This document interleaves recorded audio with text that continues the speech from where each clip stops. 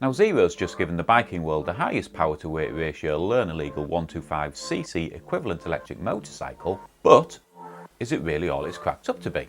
When Zero Motorcycles partnered with the San Francisco-based award-winning design firm Huge Design, the design brief was to come up with what they described as a motorcycle of the future. But here's the thing. Did the motorcycle of the future officially arrive? Now look, I don't want you to get me wrong here, because without a shadow of a doubt the FXE is absolutely breathtaking in its power profile, as its record-breaking figures would prove. But is its combination of speed and looks the real reason anyone should consider buying one?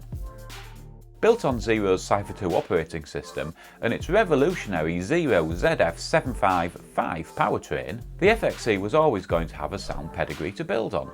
And that's exactly what you would expect from a mainstream manufacturer like Zero. But before we get into all the stuff that makes the FXE what it is, let's dig into its performance and find out exactly what makes a bike like this so fast. So first of all, the FXE's powertrain produces a peak hour output of 33 kilowatts, or 44 horsepower at 4,400 RPM. Now that all equates to around 11 kilowatts and 15 horsepower of maximum continuous power output, which are the figures that you should be interested in. Now this in itself's not exactly earth-shattering, but when you combine it with a maximum of up to 78 foot-pounds or 106 newton meters of peak torque, that's when all the magic starts to happen. Now of course all that power and torque is one thing, but the ability to transfer it to the road is something that the FXE would appear to have in spades, as it stripped away all the heavy conventional components of a normal bike.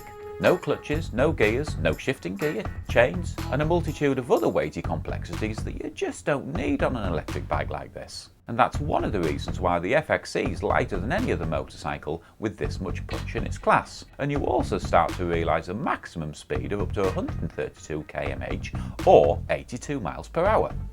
Now getting rid of all those weighty gears means its state-of-the-art air-cooled and lighter radial flux IPM motor can be connected directly to the rear wheel using a carbon fibre drive belt that all helps to deliver a better performance and makes for some pretty fierce acceleration. Now yes, of course we'll love the power the FXE produces, and so will anyone that gets their hands on one, but sometimes that's not the only thing that matters, as the stopping power of your ride is probably just as important as its 0 to 60.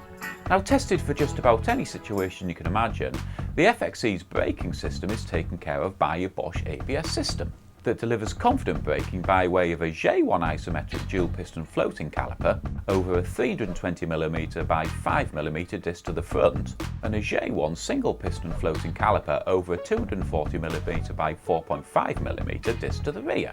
However, for those of you that don't like the feel of an ABS system, it can be turned off by the rider. So now we've got the power out the way, and believe me, it's certainly got some. Let's talk about the rest of the bike.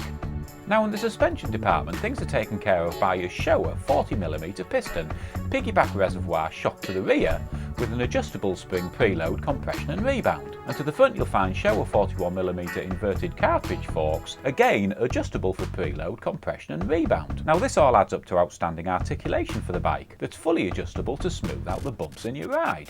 Now the Zero's actually shod with Pirelli Diablo Rosso 2 tyres, with the front being a 140 by 70 by 17 and the rear being a 110 by 70 by 17, both mounted on stylish cast alloy wheels with a hollow front axle that shaves unsprung weight to improve handling.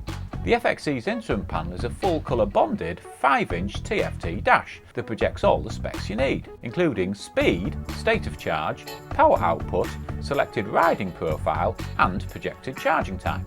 Now while we're on the subject of charging, a discreetly accessible 650 watt onboard charger can be plugged into any household outlet. That's if you've got a spare 10 hours on your hands to charge the thing. However, charging times can be slashed down to 1.8 hours using the FXE's optional quick chargers.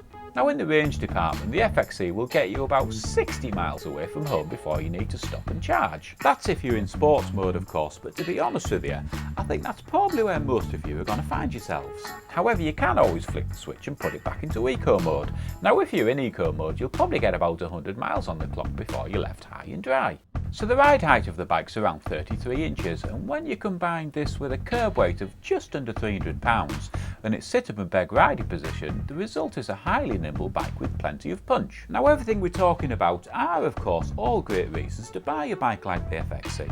However, we think the real reason is that no other bike manufacturer in the world has done as much to forward the electric motorcycle revolution as Zero has. And in doing so, we also think you can be sure that you're going to receive a bike that's been well thought through, designed and put together by a company that really knows the stuff when it comes to EV motorcycles. Now if you'd like another fix of electric motorcycle stuff, one of these two videos up here will probably be good for you to watch next. Thanks for watching this review. Don't forget to give it a thumbs up if you found it of any use. Subscribe if you want. My name's Bobby Max. I'm out of here.